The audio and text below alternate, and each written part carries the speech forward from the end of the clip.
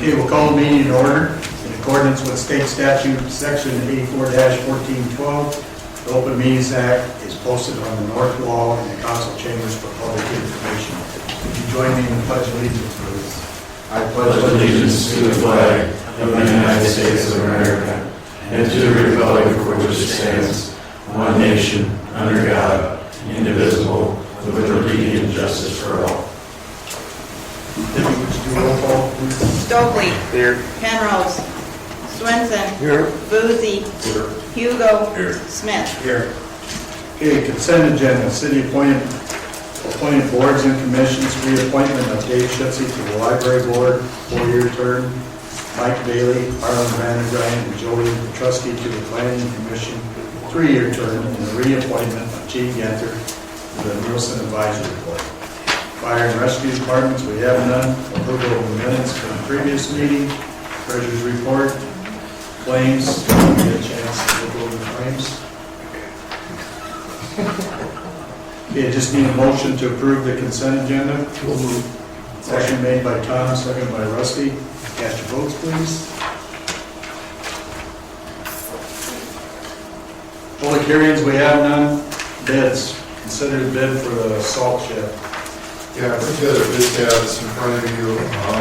Right now, the current low bidder was like to be A&B Construction for $39,575. And then with an alternate to put a door on the front of it, kind of a curtain style door, it would be an additional $1,661.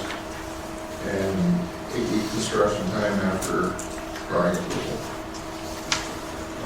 They're out of Harper, Iowa.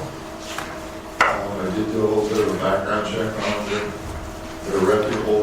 They're trying to work with according to their suppliers and that. So I see no reason why not to not take that bid.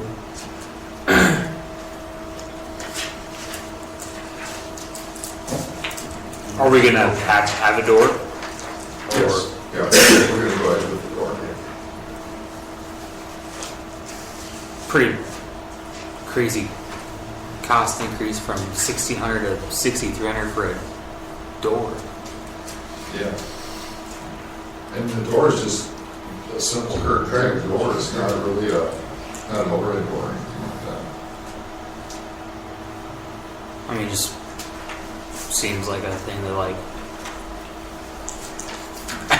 that's a big difference. 4 times the cost of a door. Like, how could you? $1,660. No, and then the next bid above that's $6,300. 63. I'm just saying, like, huh? And then this Michael was 26. Yeah, that's what I'm saying. Yeah. Okay. No. Motion to go with bid. Okay, Jerry made the motion to go with Amy. We have resolution number 2025-6, accepting bid for the to construct a salt shed. Motion was made by Jerry to accept the bid of A&B Construction. Seconded by Mark. Cast your votes, please. Okay.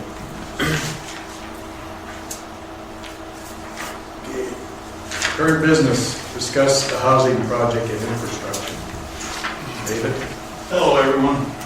So after I get done with some slides, Kelby Herman's here. He's the developer that we're looking at, 18th in Washington.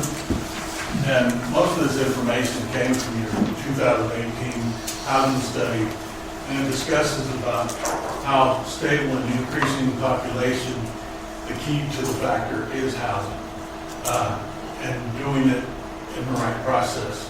So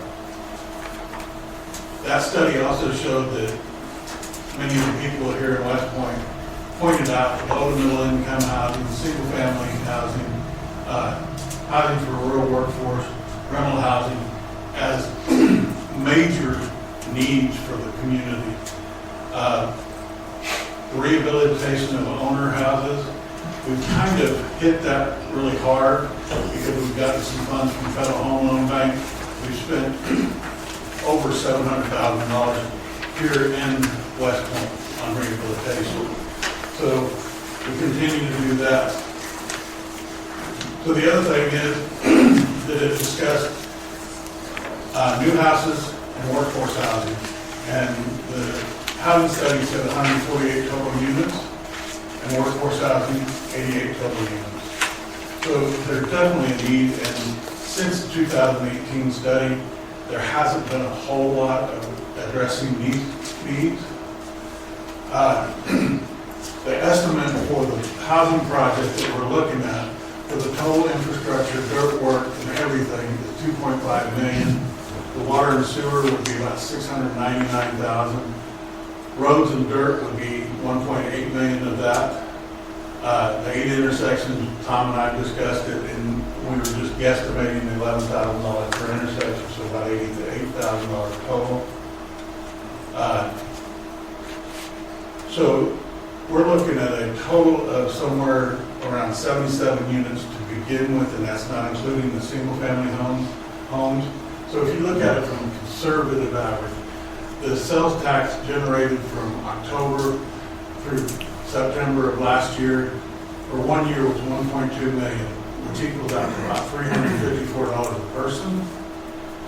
If we increase population, hopefully by 2028, by the housing study to 3,500, 70 units times 2.6 people per household, we'd be looking at 182 people just in that development paying sales tax that aren't here now.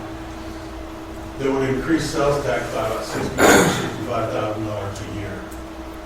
West Point Utilities, if we go very conservative and we look at $200 per unit, we're talking about $14,000 per month and $168,000 per unit. So this is the plat for the plan. The north side along Washington would be quadplexes. These would be duplexes. These would be duplexes. These would be townhomes. And we already have somebody interested in purchasing all 8 of those lots and putting all 8 townhomes in.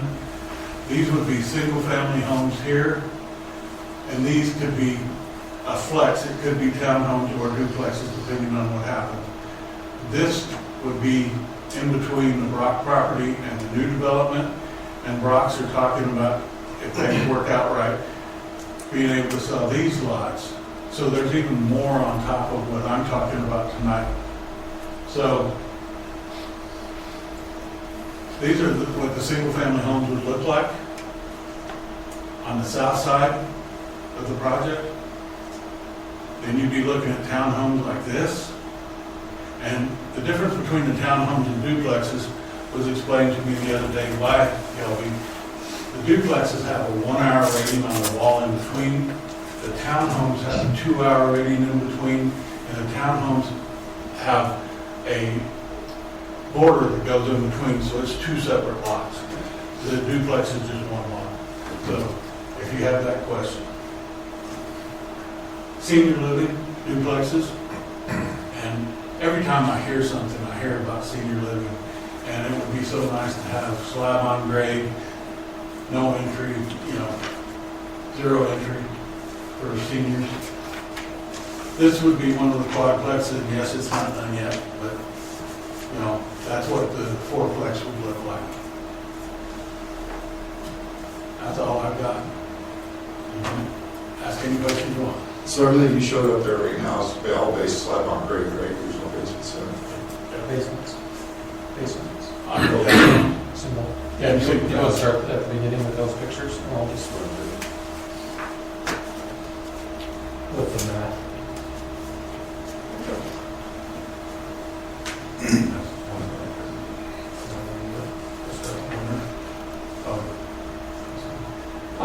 Kelby Herman, K. Herman Development, Progressive Builders, Norfolk, Nebraska.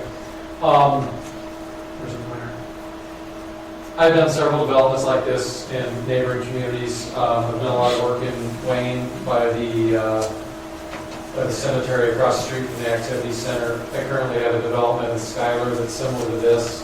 I finished one up a couple of years ago in Norfolk, just north of MDPD and Nucor Detailing on the east side of Norfolk is a really good area to drive through and take a look at it.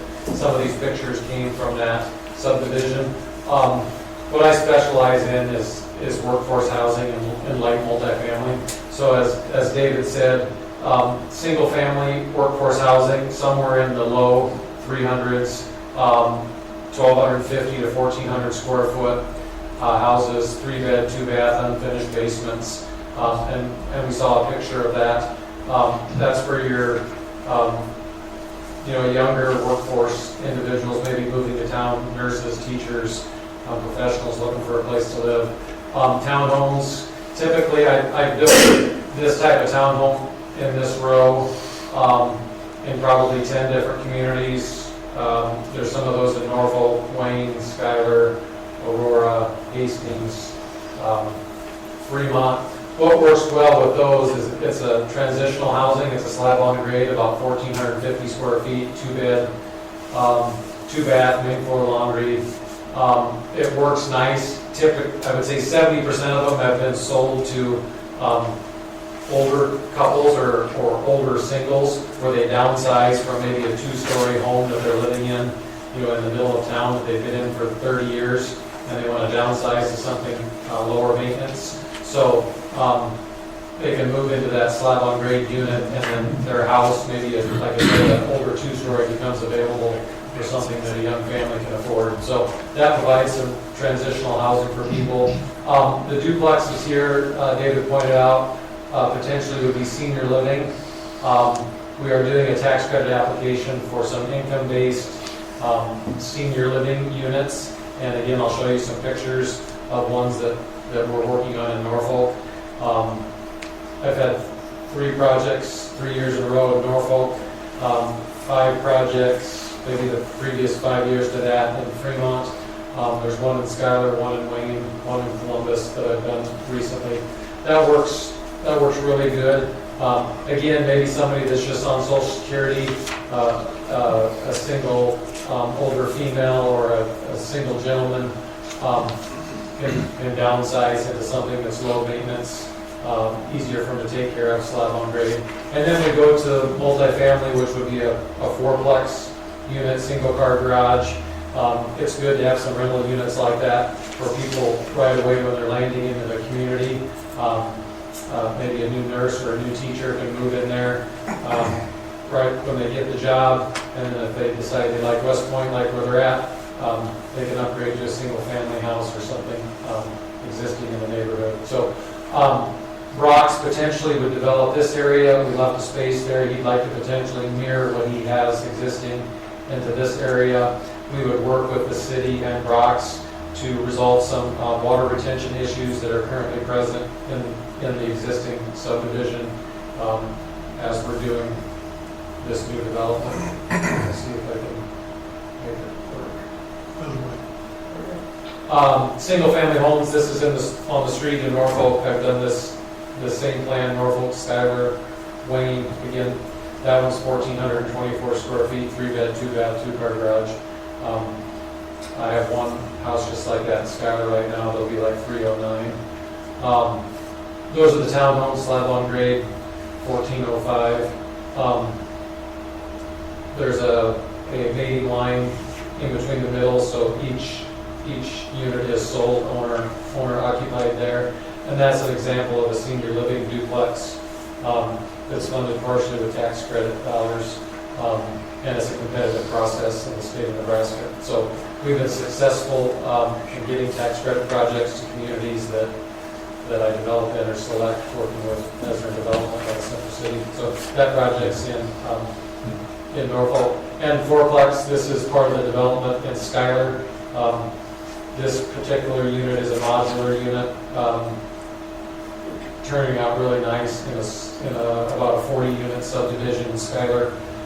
16 4-plex units, 20 tax credit elderly units, 7 single-family homes for sale, and then a few duplexes for rental units. So David and I have been working for a couple of years on trying to get all the pieces to fall into place as far as rural workforce housing funds, the appropriate time to apply for tax credit projects, and we've been successful in the last 2 years getting what we needed to do to get to this point. So I'd be happy to answer any questions that you might have. last month, we were approved from the Department of Economic Development with the match, a total of 1.4 million, and it'd be for the workforce housing part of that. For the ones right here, we have an application in with DD for Affordable Housing Trust Fund for those 4 units right there, and it equal about 1.5 million total. And like Kelly said, these, we're looking at doing a tax credit project for some of those. So already we're looking at a majority of them being ready to be built, you know. People saying, I want to do this. So one thing we were talking about too was the tax increment financing possibilities for this. Let's say if and how that was going to be handled, roll back into the infrastructure costs, correct? We haven't really sat down with you and Mike Bacon and figured out exactly how the TIF could be used to make this work. So the other question I got, what's your timeline? Well, luckily, we haven't got the contracts yet from the rural workforce, so they've been delayed a little bit on their legal team's desk. So we're waiting on those right now. Probably when they get those, we'll have a true timeline of when we need to get started and start building those quadplexes. I would say we're gonna need to do something this year to make this happen correctly. Yeah, hopefully it would be a late summer, early fall start for infrastructure and dirt work with completion of that in the spring and construction to start April of 26. If the tax credit project is funded, those would start April of 26 and be done by the end of 26. And as those are being built, then crews would be there doing single family and townhouse at the same time. So hopefully about a 5 to 7 year build out, I would say would be the maximum. So from an infrastructure standpoint, we're probably looking at trying to get this out for bids in the next 3 to 4 months. Yep. Most, part of the design work has been done. Like I said, we've been working on this for a couple of years. So they've got to start. So. And these estimates did come from Leanne.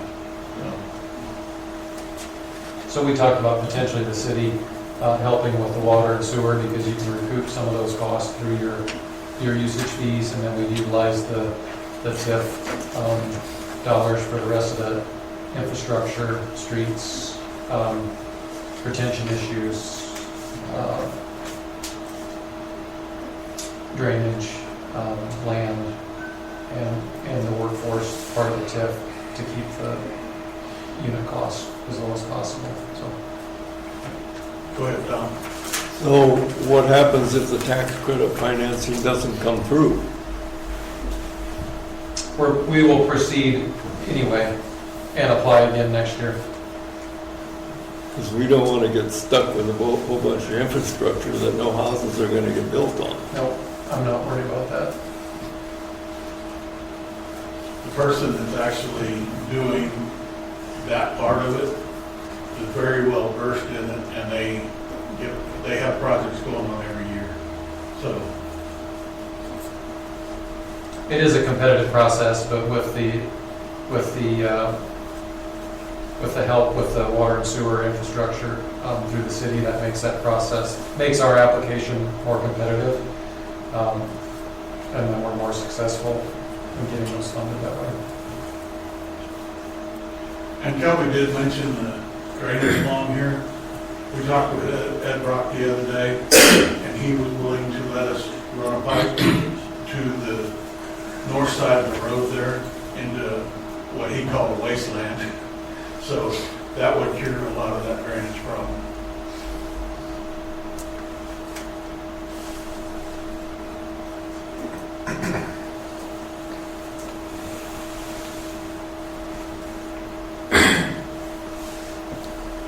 I I think it's a good project. We just got to get a little creative on how we can come up with infrastructure costs.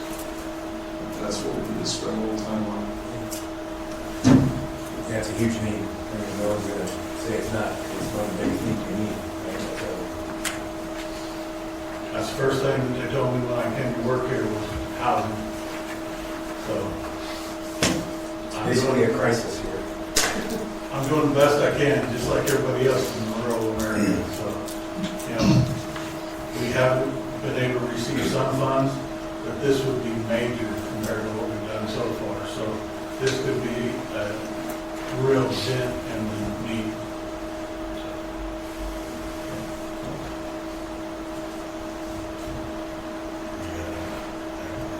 No, this is just information. Yep. Where we start moving forward with it. Unless anybody has any serious objections to move. Thanks, David. Thanks, David. Thank you. Thank you, Kelvin. Okay, item 2, discuss Pagels property purchase agreement for the levy project. I think I'll turn that over to King.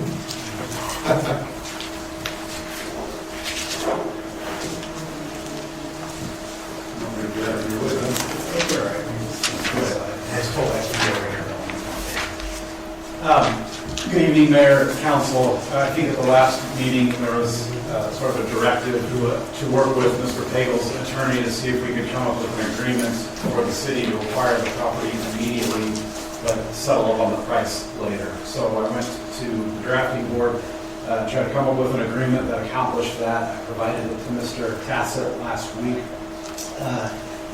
At the last meeting, I talked about, in order to do an agreement like this, there are really a couple things that I thought needed to be kind of clearly outlined so everybody's on the same page. One of those was the time period of how long we're going to kind of leave this price open-ended.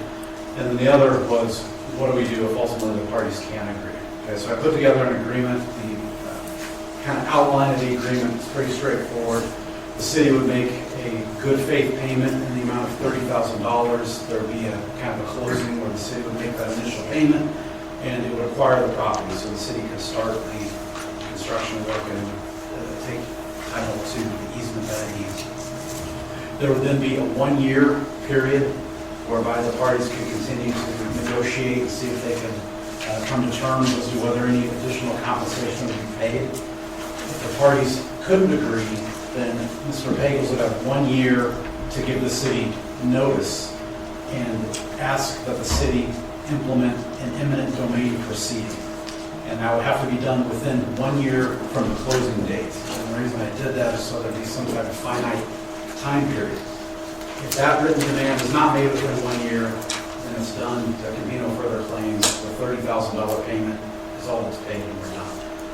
If there is a demand within 1 year, then the city needs to promptly pursue an eminent domain proceeding.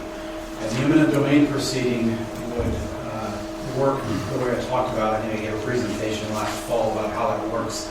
There's sort of an initial, appraisers are appointed by the judge. 3 appraisers go out. It's informal at first. Those 3 appraisers try to assess and they come up with a value and they report back and say this is the value that we find. If the parties are satisfied with that value, then that's the compensation that's paid. If either party is not satisfied with the appraised value, then they can appeal and it goes into litigation to a true court proceeding.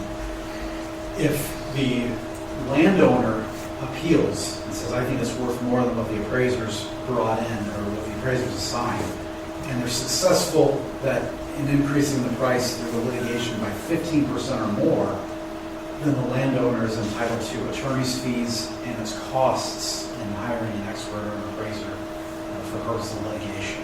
Okay. In the agreement that I drafted, the way I drafted it was that if Mr. Pagels demands that eminent domain proceeding, because the parties can't agree, he does it within 1 year, it goes to that eminent domain proceeding. I had included a provision that the parties will waive any attorney's fees or costs against each other. My thinking in doing that is that the parties are trying to negotiate, they're trying to reach a value, and continue to negotiate for 1 year. Mr. Pagels has already been paid $30,000. And we're just using the eminent domain proceeding if we can agree to try to find a final value. But we've already kind of made a good faith payment and tried to resolve it for a year, and so that was my feeling. So Mr. Tassett, I know, is going to have some views, so I'll kind of turn it over to him. But that's the outline of the agreement as I drafted, as a kind of the high points as to how it works.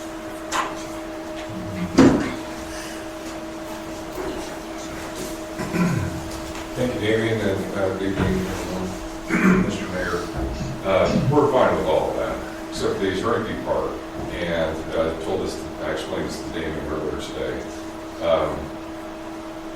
We expect the matter to be resolved by agreement, without court activity, any sort of controversy.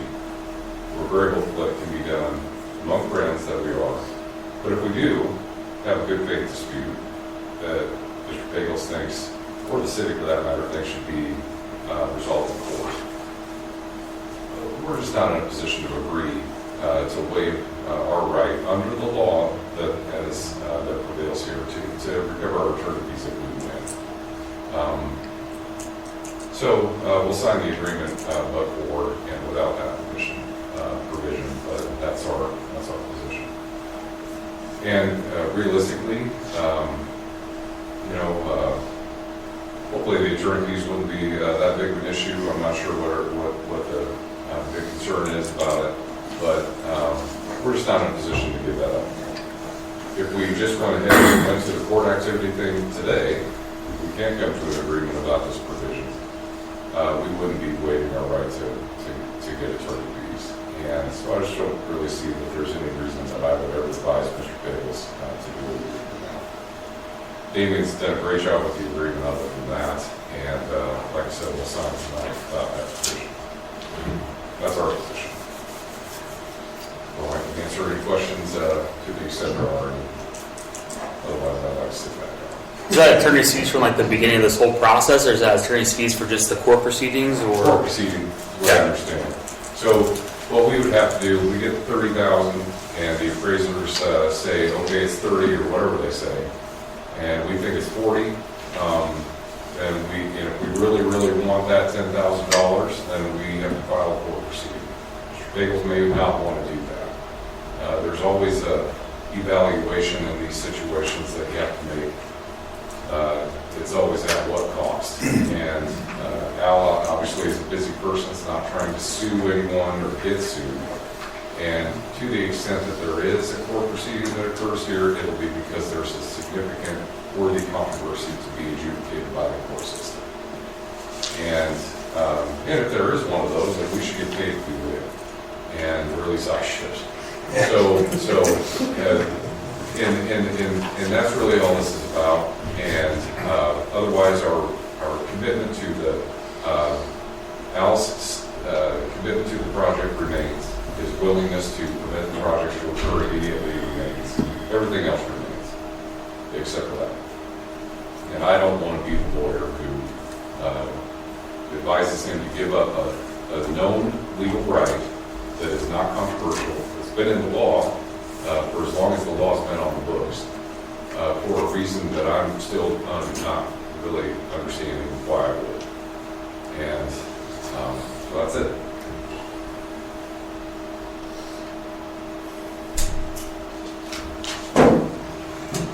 Any questions?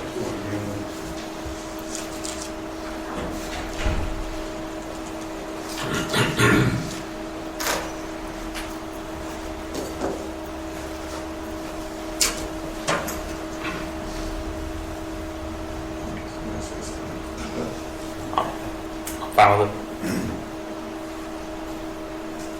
Yeah, We'll can't fault Amy for trying. But I'd be fine, as Mr. Tassett said. Sign the agreement without that provision, unless you tell me that's worth any agreement. I mean, No, so I agree with Mike, he's right, it is the law, and if the city were going to bring in a domain proceeding, then today, that we would have that right. Okay, so that is the law. You guys direct me as to how you want to proceed. If you want to get this done, that's the way to get it done.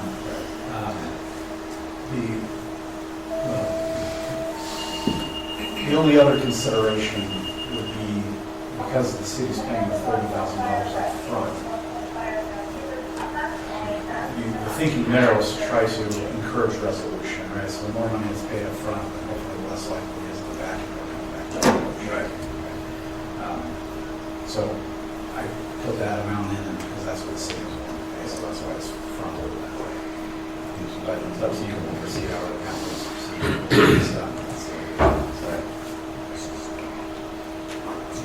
There's a possibility the price would come down after that.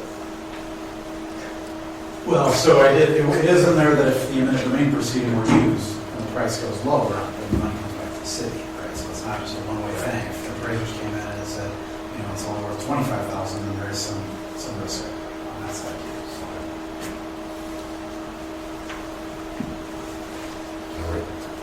Yeah, we don't want it to get that far. We're not trying to sue anyone, and the idea is not to do anything like that. Thank God. It sounds to me like it's done right now, if they ain't worried about doing anything, you know, I mean.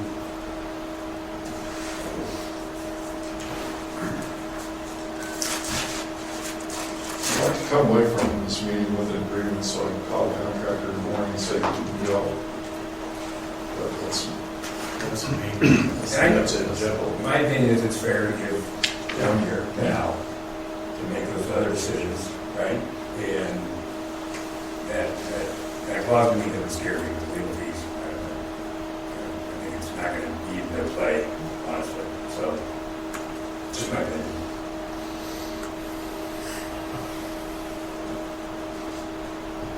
I think at this point, you're probably going to want to approve the agreement with the exception. Correct. Yeah.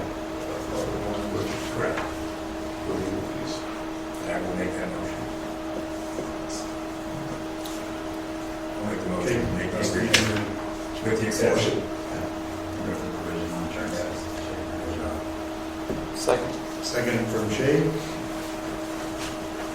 Any more discussion or cast your votes, please? Just one thing before you guys think about that, with the caveat that I want to call the contractor Tomorrow, yeah. I'm going, as long as everybody's okay with that. Yes. Okay. I told him a month ago after our last meeting, I made a hose for him and went, have at it. Yeah. He's a little scared of that without a contract being signed. Okay. And that's, I think, we're all trying to act in good faith, so this can happen, so. It's all good. Yeah. Okay, cast your votes, please.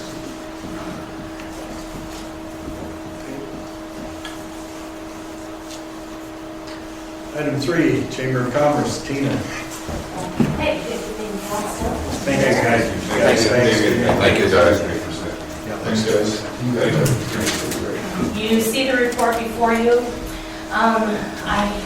For fear of sounding like a broken record, I guess I want to build on a couple things. On here, you'll see like the Northeast Nebraska Economic Development District board meetings. And I know that you guys also pay membership to that organization, and I just don't know if you, I kind of want to explain what happens at those meetings and what I'm a part of. So, and maybe you're familiar with it, so maybe this is redundant too, but we actually approve funding for down payment assistance for homes, rehab funds for loans, and then revolving loans for businesses. And so, for example, at the last meeting, actually the netting side, the nonprofit side of it, that where the funds are defederalized to, we just approved $200,000 to support the purchase for Norton Treats of Dairy Queen here in town. I would say we probably award, and I could probably find those numbers, and I should have researched them before I came here, but we do millions of dollars every year to assist both the residents in communities like West Point and throughout Northeast Nebraska, and then businesses too. Some of that is succession, some of it's growing, like we helped fund Cultivate Chiropractic, Creative Expressions has applied before, there's homes that have been redone, so just know that my service on that is benefiting our community and bringing in hundreds of thousands of dollars over time. So the other thing that I thought maybe I would build on too is I often have our bi-weekly meetings of the Nebraska Chambers Association. Why is that significant? Well, especially this time of year, a lot of that is legislative updates. So it ends up being an advocacy piece because not every business owner here in West Point has time to follow things like the Paid Sick Leave Act and other things with income tax and corporate tax and things like that. And it's nice to get that information regularly from those state chamber folks who are over at the Capitol lobbying on behalf of business and the people of Nebraska all the time. So when those are on there, they just seem kind of redundant, I feel like, but to truly explain like the value of being able to be a part of those conversations regularly and the value that that brings to our membership and our community to always stay on top of that. I just kind of wanted to bring that up. It's been a very busy first quarter with events and things tied to the chamber.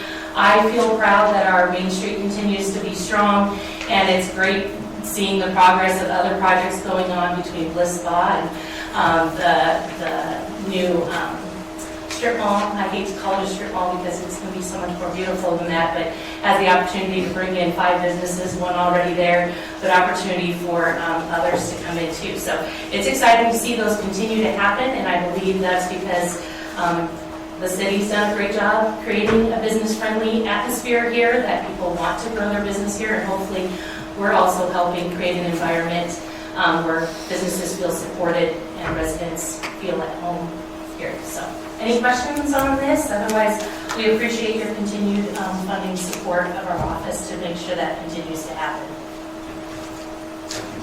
Okay, perfect. Okay, so we just need a motion to accept the report and approve the payment of $5,000 for services for January, February, and March. I'll make a motion. Motion made by Rusty, Second. seconded by Shay. Cast your votes, please. Item 6, LB 840 Economic Development Citizens Advisory Review. Yeah, basically, I'll do that part. All loans and grants are current. As I said in my memo, we have several pending requests out there right now, depending on funding. So those are in the queue. We do have one that's been approved by the City Citizens Advisory Committee. That's for the scooters project. You'll probably see that in July. That'll come before the council. Otherwise, we have, I think it's 3 other projects in the queue after that. And everything's current. TC Home Furnishings is closed, and the retail is open in that operation. So, you know, we're seeing that come back to us. TC still maintains the current promissory note on that project. Other than that, we've had some public record inquiries from Wendy Ritter. I'm not sure what that's all about, but we'll be sending all that information. She has all that information too, so otherwise things are going well on the LB 47. Questions from anyone? On item 5, report on the progress of the redevelopment projects financed through the tax increment financing. Yeah, you got a TIF project report in your packet. There are 3 active projects right now. That's Green States, Boulder Commercial, and Omega West. One of them will be coming on will be the proposed ASC lockers. Those numbers might be subject to a little bit of change, but otherwise the rest of it are all fixed. And we have the expiration dates until the time is there in front of you. That's an annual requirement now with the council. You receive that report.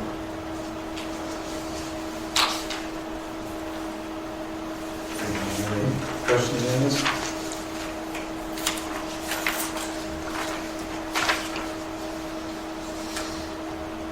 We just need a motion to accept. I'll make a motion. Motion made by Shay, seconded by Tom. Cast your votes, please.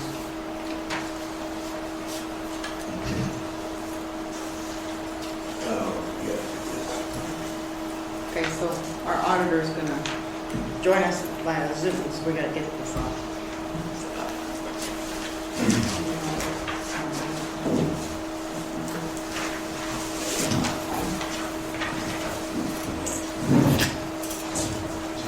Speaker, right? Yeah.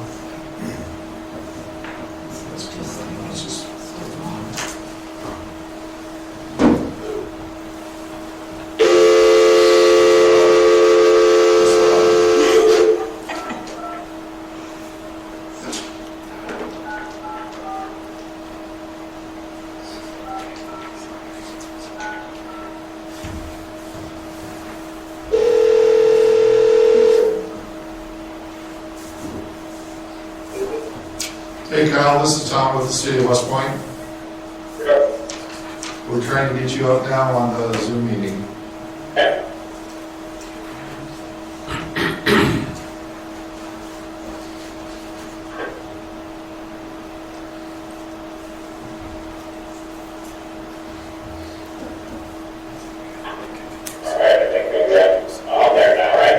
Not quite yet. Almost.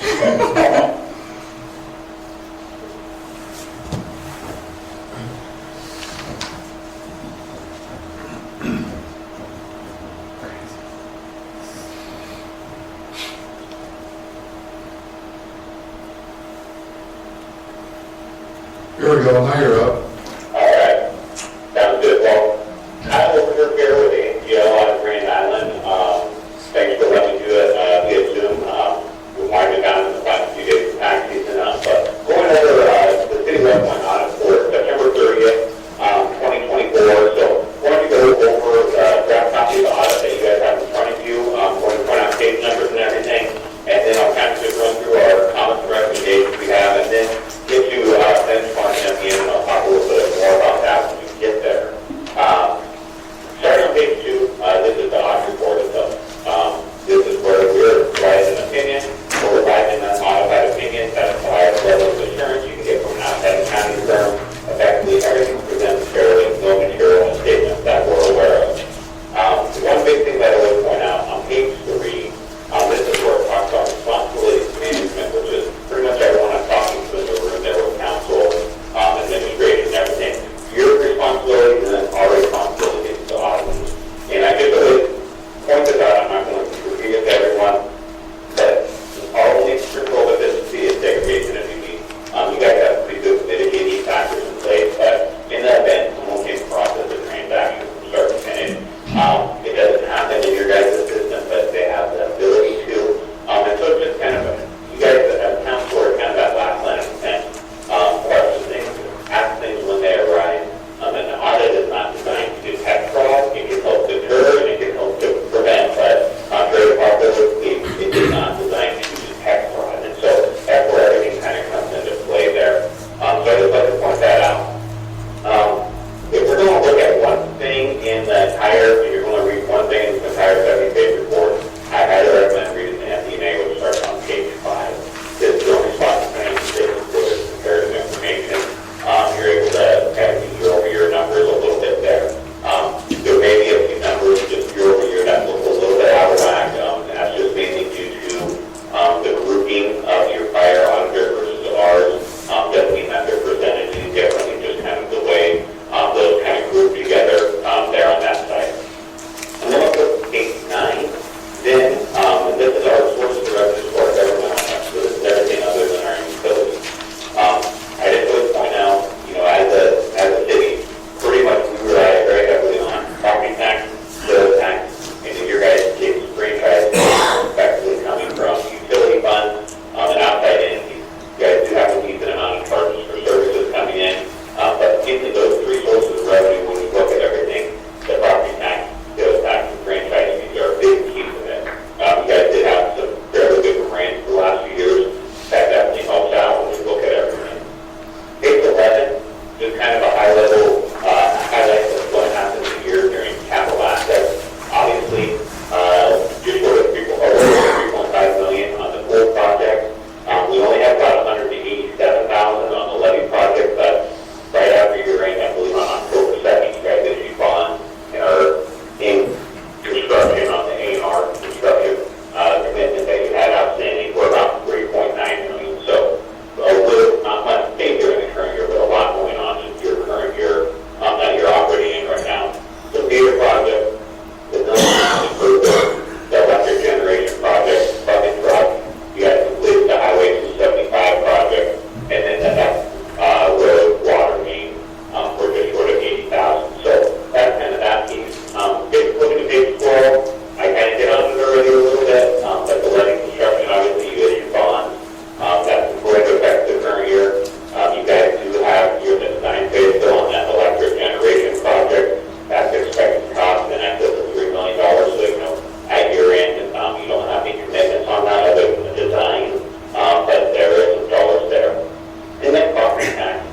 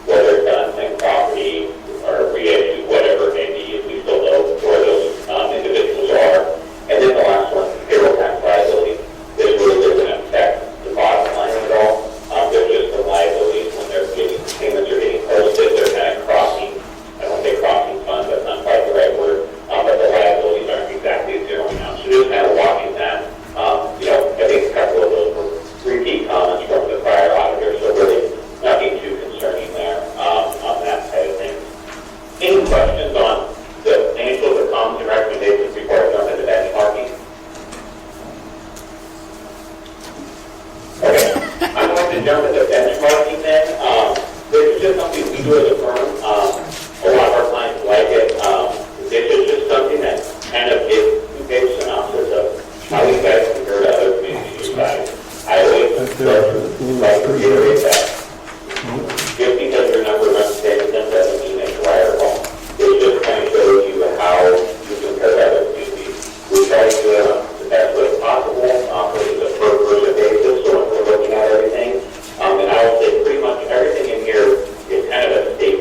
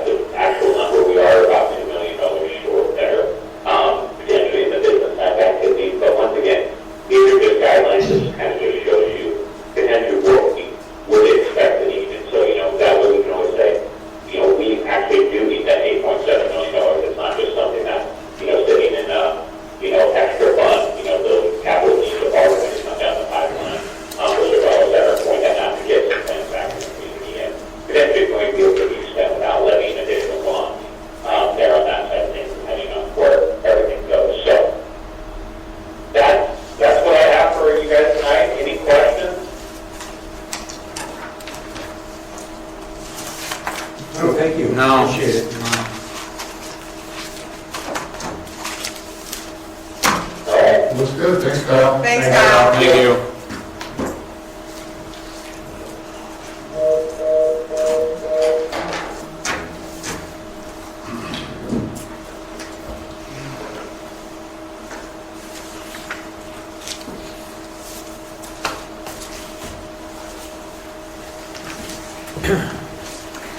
Okay, we just need a motion to accept the receipt of the audit. I'll make a motion. Motion made by Rusty. Seconded by Tom. Cast your votes. Let me skip that. Sure. Okay. We'll go to item 8, special designated liquor licenses. Return the order of the Eagles West Point for alumni banquet at the Nielsen Center on May 24th, 2025.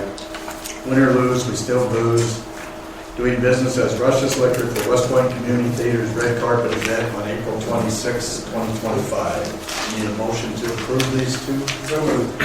Motion made by Rusty. Second. Seconded by Tom. Cast your votes. Okay.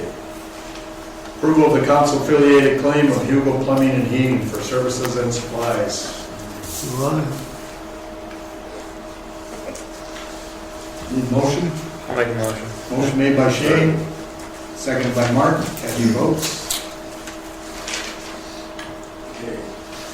Item 10, discuss the options for the water pool season. This is basically me. I've been approached by a couple different people, asking if there's any options to maybe extend the pool season, or open on weekends or something while the weather's still warm. Sometimes we close, we close at the fair and then there's still, obviously, on my side, I know the biggest problem is staffing, because everyone goes back to school or college. Just didn't know with the employee base or anything, or if we could ask the park board to take a look at it and see what the options are, if there is any, that's all. I mean, that's the way I think we gotta start. We gotta start with the park. Correct. And just see how They can talk with the administration, school staff, and see if there's anyone, enough staff willing to extend a few weekends and run things. I mean, it would be great if they could, but obviously I know that we're dependent on 98% part-time high school and college staff. Right. And that's what the challenge is. Correct. You have to insert qualifications to. Correct. So, And some again, of the just- starts will be starting volleyball. softball. yeah, no, it's a huge staffing issue at best to even come up with. It just, I think Rusty just said we should just look into it. Yeah. We all know the reason why. yeah. Set up the park board and We see have out to there. check with the park board. Yeah, Sure. I think it goes to them first and then do their thing and look. And that's all. What's that sales list? Well, Just to see if there's any feasibility, Yeah. right? no, that's fine. I know Shay really wants you out there on August 27th and so on. Yeah, I'm a big Labor Day pool guy. Yeah. Labor Day, yeah, Labor Day weekend. Best day to go into a pool. You know that, Bruce. Well, that's right. I've seen you there. So that's why I just appreciate the time to just even look at it. Yeah, we'll get it taken care of. Sidewalk. Okay, we'll go down to number 13, discuss the fire hall addition proposal and agreement. Yeah, basically, working with ACES and they work with this architect. I've included it in your packet for review.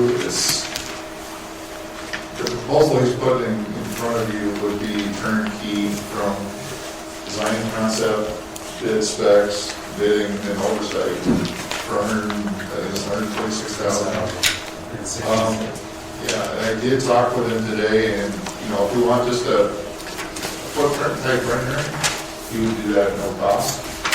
I'm not asking you to approve that proposal agreement at this point.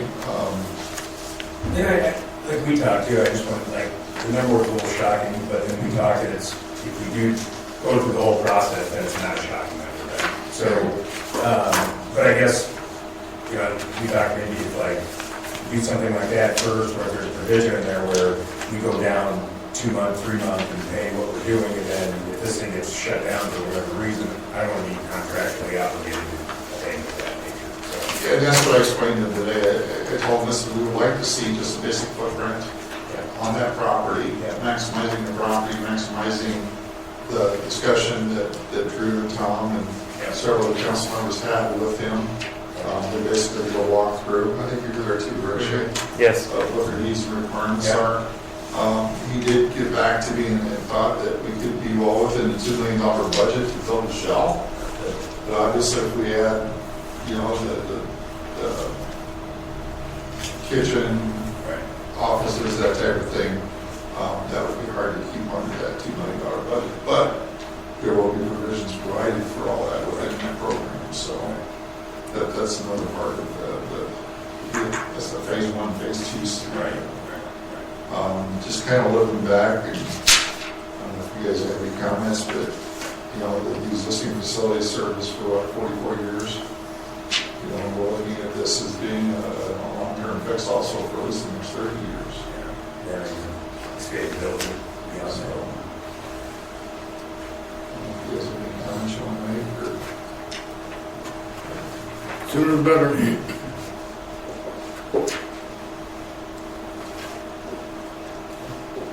okay, that's all I have on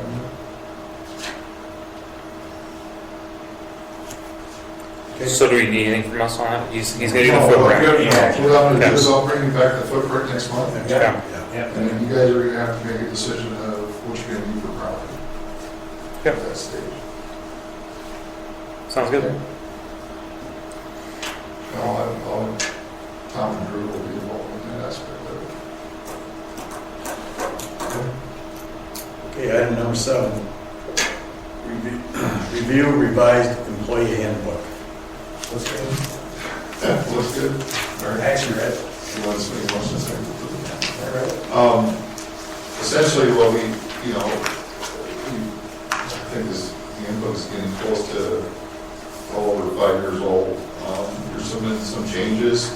There have been some changes, and questions in how we calculate overtime. We've had some issues with lunch periods, that type of thing. We formalized the layoff process. We don't expect to do anything like that. City vehicles, equipment, and supplies not to be used for unauthorized or personal purposes. That's been added.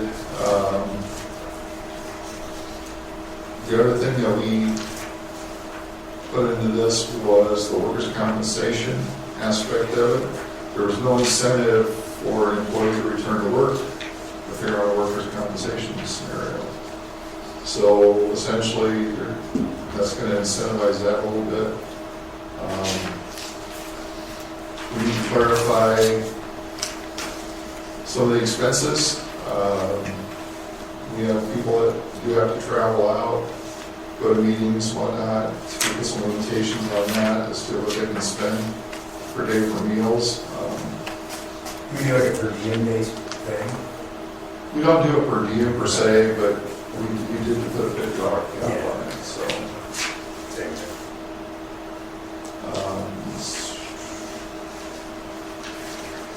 We've had some challenges with the holiday work schedule, preceding and after. It typically requires you to work before and after to work to collect the holiday pay.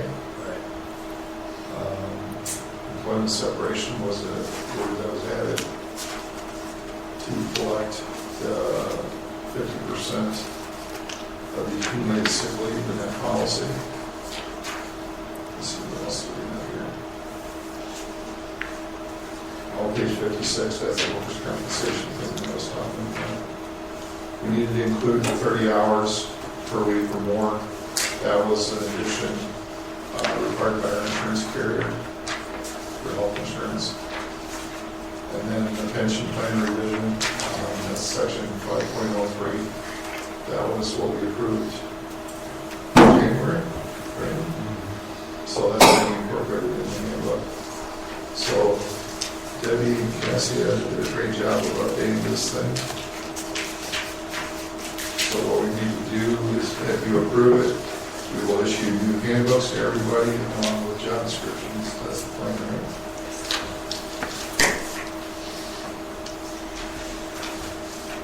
Any questions or comments? Debbie will be happy to answer. Otherwise, I think we're going to need a motion to get a resolution for a resolution. Resolution number 2025-7, that the policies and procedures set forth in the employee handbook are adopted as official policies of the city of West Point. Make a motion to approve this resolution. Motion made by Tom, seconded by Rusty.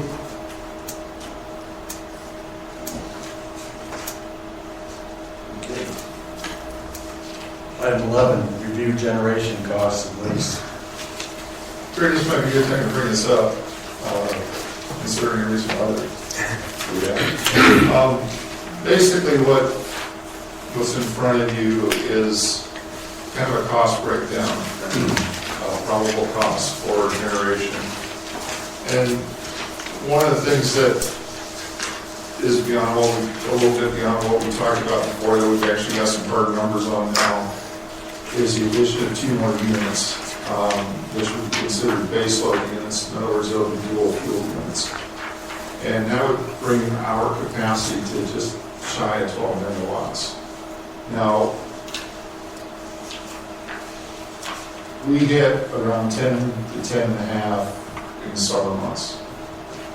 We have no way to generate out on the north and south industrial tract. All 4 of these units that we incorporate into this would have the ability to carry the town at the new voltage capacity. So consequently, since the entire community is converted to the lower voltage capacity, we have to have a step-down transformer. Right. So that's part of the bigger costs that we're seeing here. This includes those 2 gen units that we were talking about, the Caterpillar units, the high-speed units. Those would go directly on the 12470 side, which would be the new sub. The other 2 units would be baseload units that would go in where the enterprise currently is. One of the things that's kind of going on right now is MEAN is looking at revising the capacity compensation payments. We're going to put some numbers in your packet regarding those. We're going to go from $2 to $2.50. I think we're going to take that on at the May meeting. If I remember correctly, I think it's maybe 14, 15, the 21st, actually. Anyway, we'll be going to $2.50. So if you take a look at what we're getting paid now, right now we're getting $8,900 a month.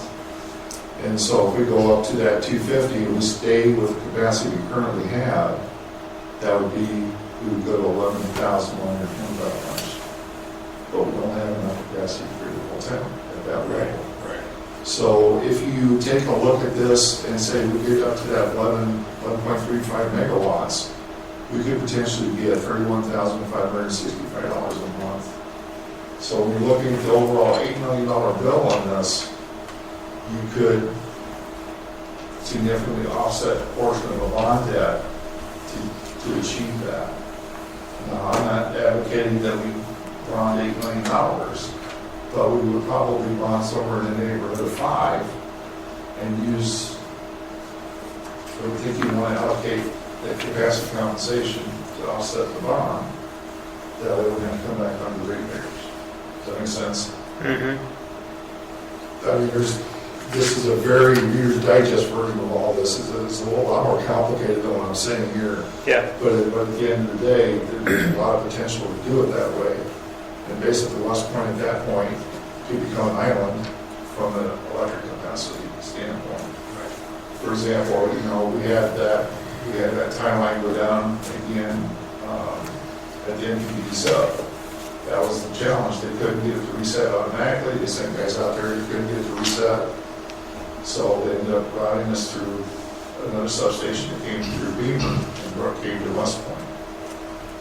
Those things all take time. Some of the other outages we had were, tree limbs, the typical stuff that you can get for that kind of weather. But at the end of the day, I think you need to do this, you do it right, you do it once, and you plan for the future to do it, Now we do it this way, are we generating all the way Plaza Drive to, where do we top to bottom? Everything's Have the all whole town covered. Everything's all in. You can have a little bit of extra. right? So it gives you some room for growth. So you get some growth out of that. Yeah. And NPPD is okay with this, or we still need to approve it through them? I mean, that's our biggest hurdle, right? Well, we're still working through that aspect of it, but And that aspect of it, Shay, amounts to, if you look at that item list, amounts to about $280,000 is what we would have to invest to protect their equipment because they're not updating. Sure. Right, so But if we spent $200,000, they would be okay with us doing it. from what I understand, yes. That's what we're requiring everybody else to get into is that isolation transformer, grounding transformer. So how far along in this process do we get before we know if MPPD says yes, that's fine, or no, it's not fine? We would have that trigger pulled first. Yeah. That would be the very first and foremost. We're thing just that we're confirming gonna be that. You know, one of the stipulations that we've already argued was that we lost 4 megawatts when we lost the enterprise. Right. So that shouldn't even be in question. So the only real question now is going to be the additional 4 megawatts that we would produce with another unit. Okay.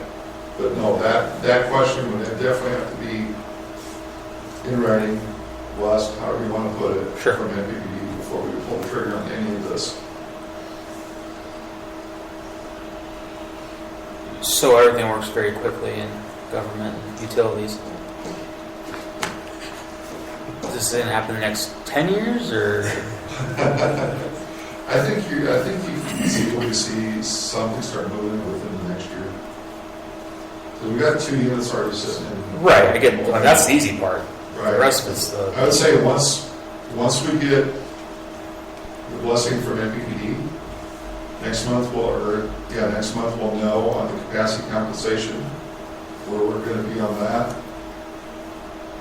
Then I think you start pushing forward with this, and we'll at least bring those other 2 units in, and we'll quantify this debt service. What's your gut tell you on the timeline with that? That's what, yeah.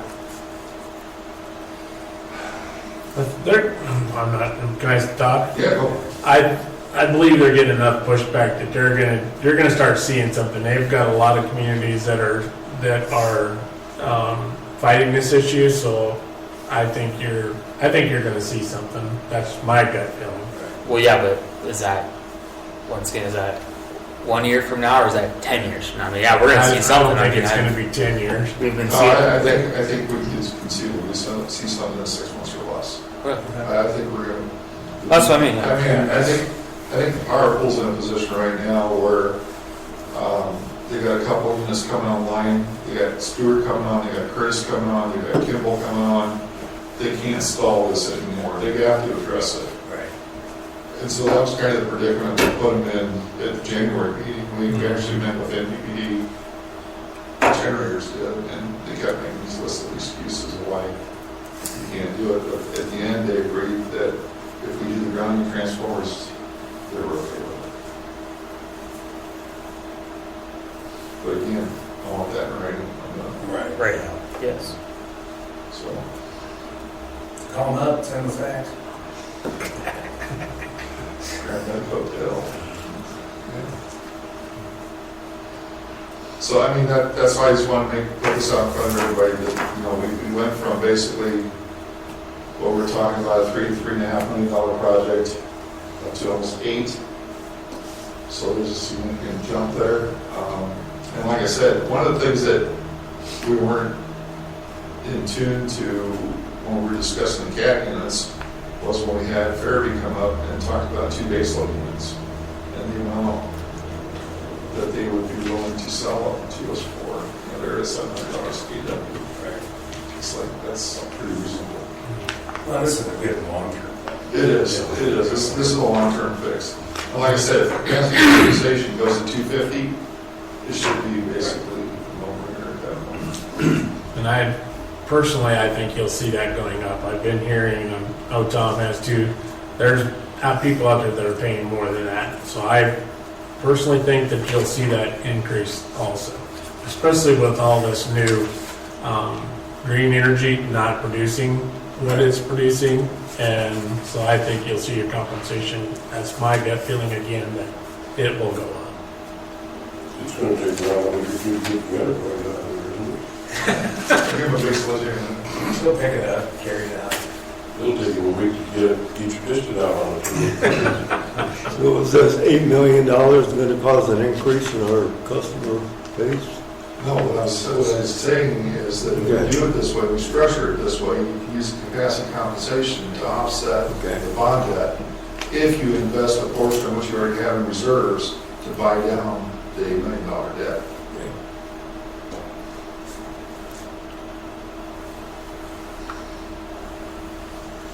Like I said, there's a lot of things that got to line up. That's right. Here, that's right. That's a good future plan. I think we're getting closer, right? To where it's going to be here in front of you before you know it. Whoever's charging $80,000 for the substation ground rent, Okay. Your ground rent for the sub? you don't know Do you know any people that do it well though? that. No, I just got some chat. Yeah. But anyway, I just want you to see those options. And like I said, we're going to have from last week. Thank you. Anyone else? Item 12, discuss the rec center CCCFF planning grant. Tom? I've been trying to close out the CCCFF grant for the last couple of months. We've finally got the bill from Carlton Wonder Wanda. Yeah. That's in your packet. Of that, 15,000 of it's going to come from that grant fund. Hopefully they'll still honor that. It's kind of get going into the 11th hour. So I just need you to accept it, approve it, and then we can submit it. And I think you guys part of that already. Thanks. I just said half of the 15. So. Okay, then I got a resolution number 2025-8 to approve payment in the amount of $26,000 to Carlton West Mazanda Architects for the rec center. Do I have a motion to approve this resolution? I'll make the motion. Motion made by Rusty, Second. seconded by Shay. Cast your votes, please. Okay. Reports, I don't have anything. I put in your notes too that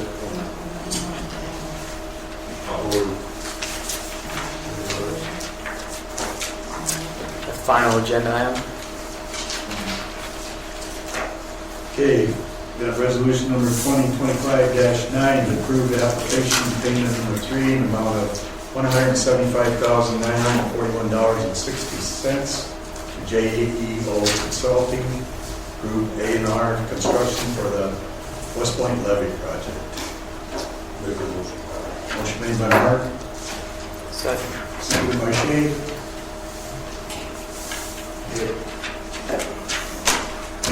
Okay. Last thing I got is beginning April 14th. We're going to start flushing the system. We're going to try to do that. We're looking at starting to work on the pool around the 1st of May. Start getting that ready and going. How those sprinklers coming on that pool? Taking care of header sprinklers. They're what? We took some area drained out and got the water out the ground, which would leave a terrible mess for the guys to mow through around the steep banks. Sure. All here and there. And every drive by there, look at the south side of that. I mean, it looks like crap. I mean, there's a hole in there, I believe it came out. There's an inlet draining up there. I think that inlet can be redone. It's a 3-year-long curve. It's a hazard. You know, we worry about liability. People not be able to go into the park, but if you look at that sidewalk along that south side, there's some pretty good areas where we could step off and get hurt. You know, then on the west side of the entrance to the park, that retaining wall in the storm sewer, I think that needs to address some of those issues.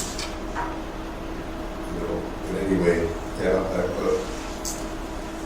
project, and so the whole case will be done this weekend, so. I'm just clarifying. So they are in or they're going to be in, the sprinklers? Just to clarify. They're going. They're going to be in. I was just clarifying if they were in already or if they're going to be in. They're going. Okay. And then with that, are we sodding that? Are we seeding that? What? Sliding it. It's not, Okay. I mean, I want to go with somebody, the private parts where they're on their older, we should have all the water yet, morning. We would have, 150-foot north of the pool, or just one or two roads out, and that's kind of. I know on the east end there, they're gonna put bleachers, and we're two sets of bleachers that are gonna go on a slab that's gonna be 30 foot by probably 15 foot long. Right outside, that's it. I'll say this, we go ahead. We should have things that worked out, or something like this, we know. Yeah, we can do that. Grass is greening up. It is, right? It snowed in a wonder, didn't it? Yeah. Yeah. Do you have any other I things? don't know if the engineer, whoever did a walkthrough into that project there, there's tons of concrete laying there, and kind of trash you could have to go which I think they should have walked through and picked up something. Yeah, they could have cleaned up better. Yeah. Mark, you have anything? No. Jerry, you got anything else? No. Weston? Okay. Tom? Nope. Mr. Shea? How's our other grant for the turnback tax for the rec center? That's under LB 650 right now, and that went to committee last week. I don't know what the results of that are yet. That's going to go back in front of the legislature. There's some opposition to it, we voiced opposition to it. That's out of committee, everything, right? Or that's out of committee. And It should be out of committee now, and it should be going to the floor here, I would think, very soon. if they want to act on anything. It's LB 650, Right. if you're watching it, so.